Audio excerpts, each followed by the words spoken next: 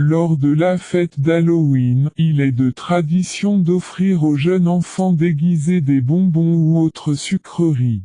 Presque tout le monde Y a au moins une fois participé. Même si l'ambiance de cette fête reste une fausse épouvante et qu'elle se passe souvent dans un contexte convivial, l'histoire qui s'est déroulée la semaine dernière donne à la fête un goût glauque et effrayant. En France, les 1er et 2 novembre 2014, plusieurs cas d'indigestion assez graves chez des enfants ont été répertoriés.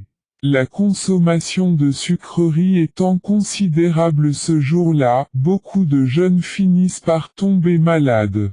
C'est entre 2 cas de simple goinfrerie que l'on peut trouver une affaire plutôt étrange.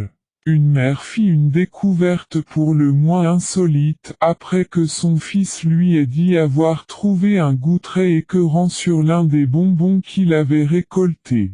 D'après elle, le bonbon ressemblait à une dragée orange, rouge plutôt gélatineuse, fourrée aux amandes. C'est en ouvrant un autre bonbon similaire que le contenu du sachet lui fit froid dans le dos. Le paquet ne renfermait pas une dragée, mais un petit bout de papier froissé.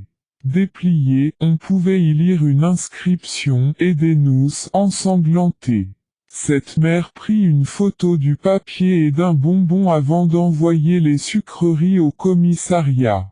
C'est après une analyse des sucreries et du papier que le verdict fut donné.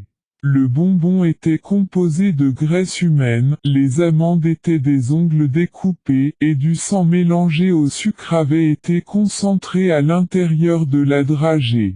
Le liquide rouge sec que l'on a retrouvé sur le papier était bel et bien du sang, lui aussi. Les enquêteurs privilégient la thèse du canular, mais aucune possibilité n'est rejetée.